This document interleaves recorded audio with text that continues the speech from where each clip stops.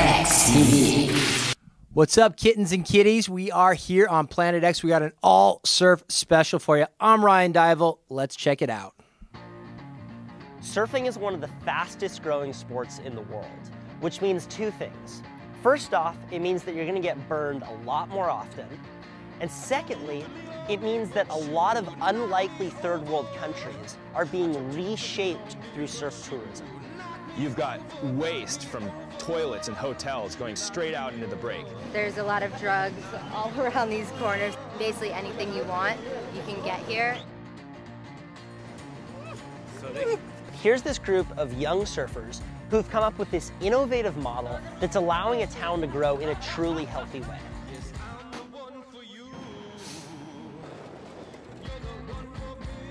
And we want to create a global model for a surf town. Only here, only here, only here.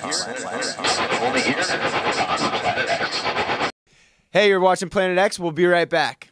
Planet X TV. Only here, Planet X. Planet X TV. Planet X special correspondent Kyle Theirmann headed down to Nicaragua on behalf of Surfing for Change.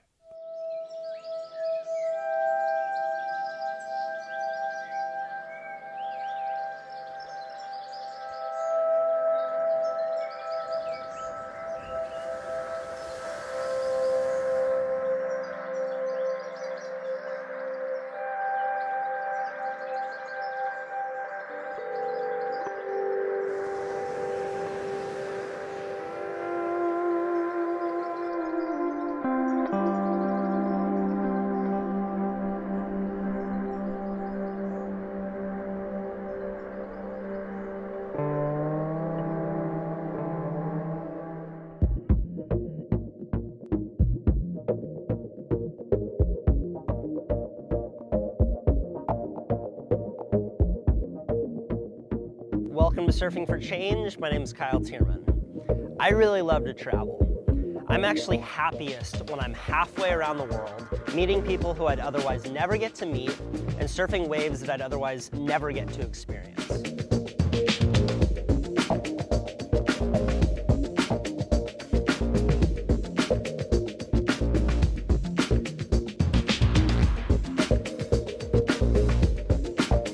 As surfers, we're always searching for the next undiscovered perfect wave. And a lot of times, this leads us to third world countries to find them. Surfing is one of the fastest growing sports in the world, which means two things. First off, it means that you're going to get burned a lot more often. And secondly, it means that a lot of unlikely third world countries are being reshaped through surf tourism. Through all my travels, I've seen that tourism can be a double-edged sword. Because on one hand, these places will go through huge amount of development, while on the other hand, you see the natural beauty get trashed and the integrity of the culture get compromised. I learned that there's a model called Butler's Curve of Tourism, which theorizes that most places around the world follow the same tourist path. It starts off with pioneering travelers that come to a special place because of the resource that's there. These could be like the salty old expats who you'll run into who claim that they've been surfing the wave 30 years before anyone got there, and the waves used to be way better, and they know Jerry Lopez. Soon following that, there's more and more backpacker type of travelers, which don't need a lot of infrastructure, but they're not just camping outside. After the backpackers comes a stage in this model called mass tourism. And at mass tourism, there's a point where the amount of people coming to a place begins to level off. Because as you know, a place can't grow forever. But the interesting thing in this model is that at a certain point, tourism begins to decline. An example of this happening is a place called Jaco in Costa Rica, which for a while was known as a really cool tourist destination. But as more and more people started to go there, they weren't able to preserve the natural beauty that people came to experience in the first place. You've got waste from toilets and hotels going straight out into the break. You've got plastic all over the beaches. You've got prostitution, drugs, As this boom-bust cycle occurs in the development of a tourism area, communities oftentimes don't have the resources or forethought to plan out what they need. This is the part of the curve where you start to see a decline, because the natural beauty and the culture that tourists came to see in the first place have actually been destroyed. One of these emerging surf countries is Nicaragua. It's been branded as the next Costa Rica, and over the past decade has experienced huge growth. There's a little town called Gigante, where there's a group of young surfers who have come up with a whole new model of development. I was really excited to learn about this, so I called up my dad, who's a filmmaker, and we got a couple tickets to go down there. We'll be back with more action from Kyle right after this. Planet X TV. Only here on Planet X. Planet X TV. Okay, we're going to head back to Central America with Kyle Theirmann right meow.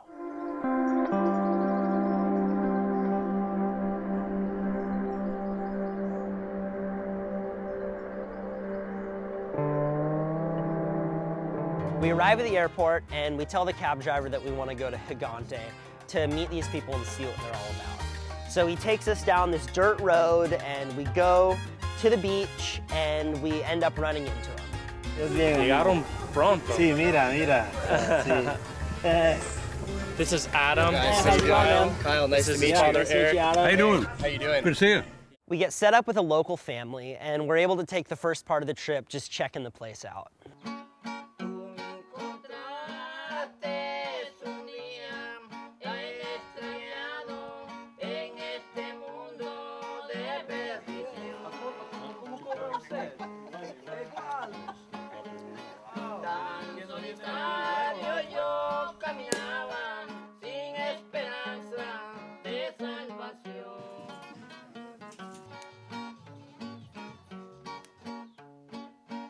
There's Costa Rica behind me.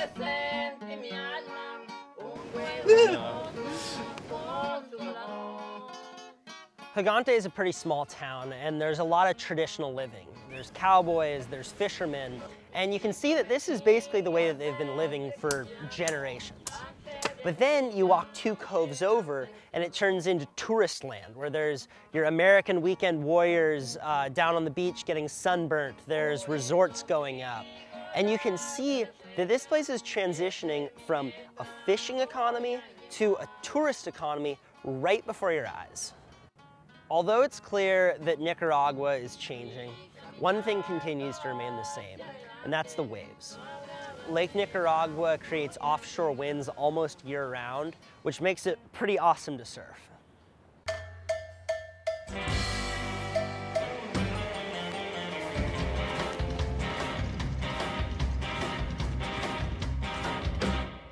We're taking a boat out to a wave outside of Gigante. Gigante, the town, is named after this big mountain, which is the giant's foot. You can kind of see it looks like a foot.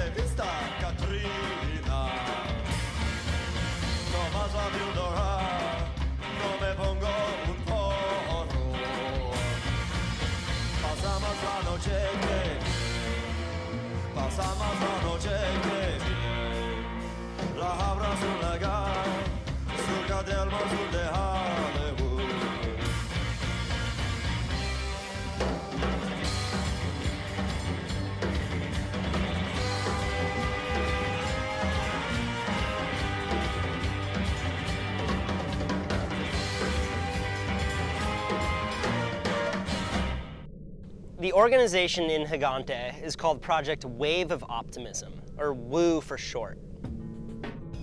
We're heading up to the Project WOO office to learn a little bit more about this new model of tourism that they're setting up here in Gigante.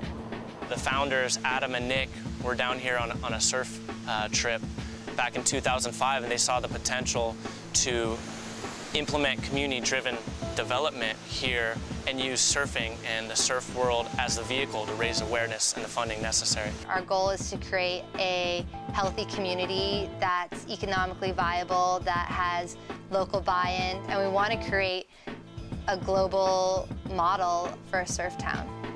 I had to ask myself the question, how do the locals feel about outsiders coming into their town and basically setting up shop to do work in their community? It's absolutely fundamental that the needs and projects are identified by the community. Without their buy-in, these projects can't survive. As I learned more and spoke with the locals, I found out that at the core of this model is that all of the projects that WU is involved with are being driven by the locals and just facilitated by WU. Oh, now we're going to head back down to Central America with Kyle Theirmann right after this. Planet X TV. Only here on Planet X. Planet X TV.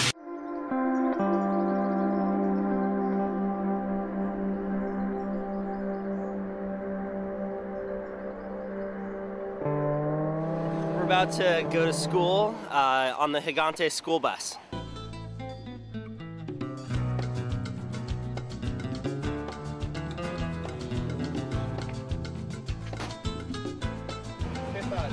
The bus was a result of a needs assessment in 2008 that resulted in the most pressing need was school transportation to get the elementary school students from Gigante to be able to attend school in Tola, which is about 20 kilometers away. Without the bus, the kids weren't going to school after 6th grade. You know, a lot of the kids would be pulled with their parents to go out fishing or, you know, work in the fields. Hizo primer reunión en el pueblo y la gente, no tenemos transporte, queremos bus. Since its inception, we've seen an 81% increase in active high school students. WU runs a bunch of really cool programs, from the bus to community garden to doing arts and crafts with the kids to a day where they get tourists and locals on the beach together to play games to promote cultural understanding. There's also a woman named Courtney who's starting the first plastic-free hotel in the world. My goal in creating a plastic-free hotel here in Nicaragua is to make it as easy as possible for surfers to have a positive impact on the communities that they're visiting. One day we drove to San Juan, which is one of the most established tourist destinations in all of Nicaragua. I'm standing at the bay of San Juan del Sur, and the reason we're here is because some people say that this is what Gigante could turn into. There's a lot of drugs all around these corners. Actually, these are the colectivo taxis, and basically anything you want, you can get here. And as a white person, they'll ask you if you want a lot of those things that they expect travelers to want. As we were walking through San Juan, it made me realize that this was just another town following Butler's curve of tourism. When you think about it though, it'd be hard for locals to resist this destructive path, because in a lot of cases, they've been living in abject poverty for generations. And now all of a sudden they have this awesome wave in their backyard that's bringing money into their lives. So they're understandably motivated to bring surfers whatever they think they want, even if that's overdevelopment or selling drugs, which gets all the locals addicted and turns the place into a shady town and is actually the thing that keeps surfers from coming back. It was coming to the end of our trip, and on our drive back to the airport, I couldn't help notice how excited I felt about the fact that here's this group of young surfers who are helping a community take advantage of tourism and not be destroyed in the process. Because we really are at this kind of fork in the road with regards to surf development and coastal development, and it's a key time to prove that there's something else that we can do. I was thinking about all of the developing countries I've traveled to. And it hit me that as a surfer, I was never just observing these places. I was participating in their future with every decision I made. And as surfers and tourists, we have a huge amount of power to make decisions that ensure that the beauty we go to see these places for in the first place is there next time we come back.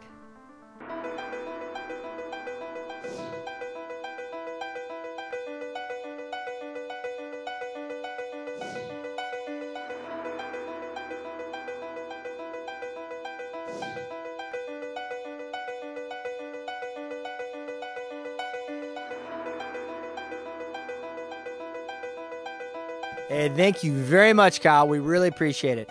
We are back here in Azuñia Studios. Jim and I are going to catch up with Scott Waring from the American Pro Surfing Series right after this break. Planet X TV. Only here on Planet X. Planet X TV. Hey guys, what's going on? We are back from break. Jim Holtis, Ryan Divel, catching up with Scott Waring from the American Professional Surfing Series, telling us about what's going on in a local, regional, amazing event. Tell us about what's going on in 2012, how it finished up, 2013 plans. Well, it finished up really well. For the first year out, I had 3 events, and I had one in April, September, and one this last Saturday in December, and we scored with waves each time.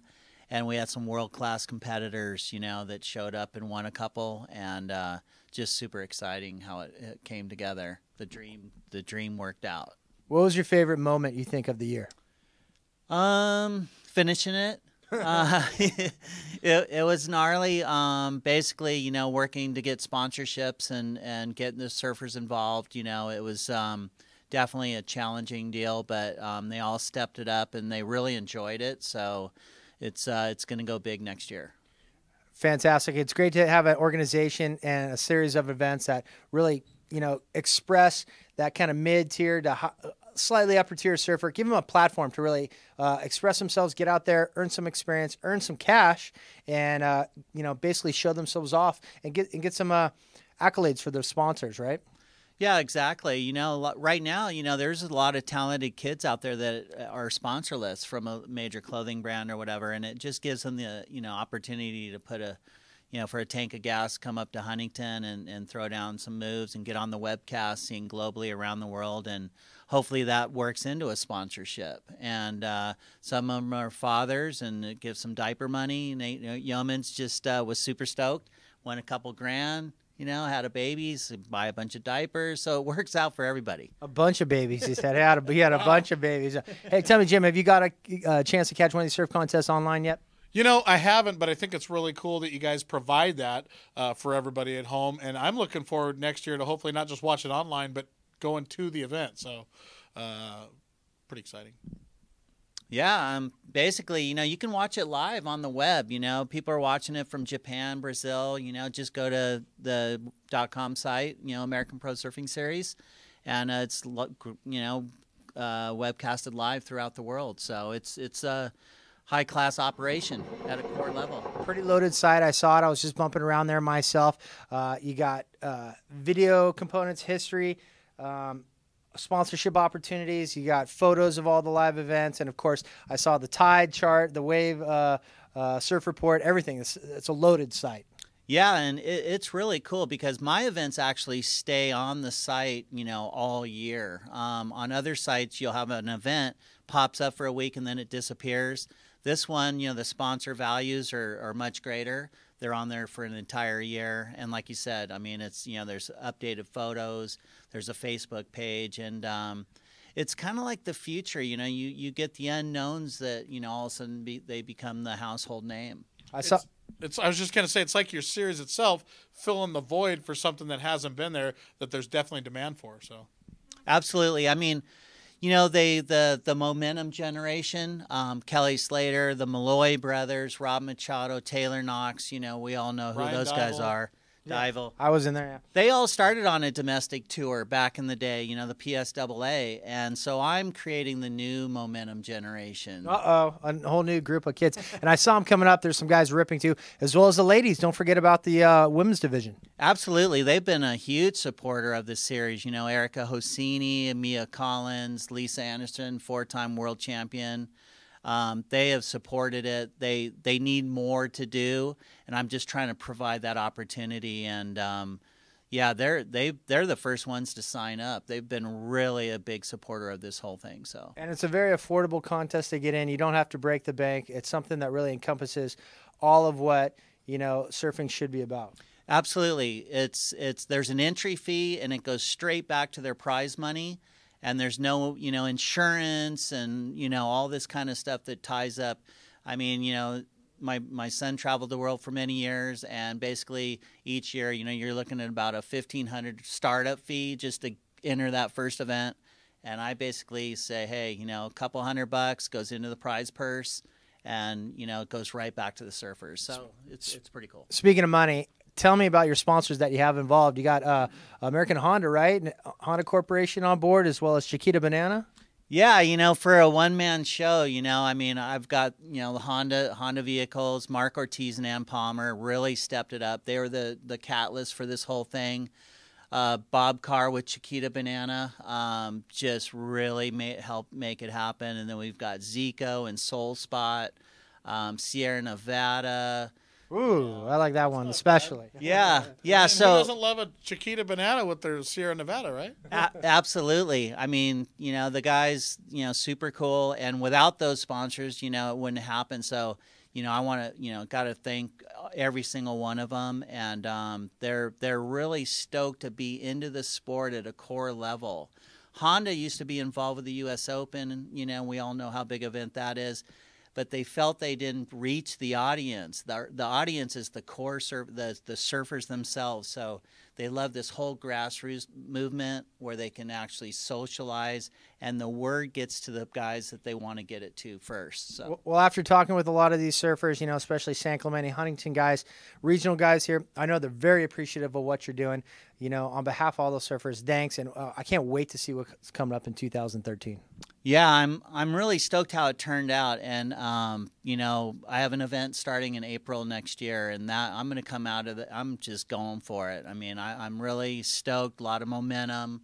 Take some time off, relax, and just come back even bigger and better in 2013. Well, fantastic. There it is. Scott Waring bringing us the inside report. What's going on with the American Pro Surfing Series. You can check it out at AmericanProSurfingSeries.com for all the information. Thanks again. This is Ryan Divel, Scott Waring, Jim Holtis, Planet X TV. Only here. Hey, this is John from Native. You're watching me on Planet X. Testing. Calling all space rats. Calling all space rats around the world. Can you read me?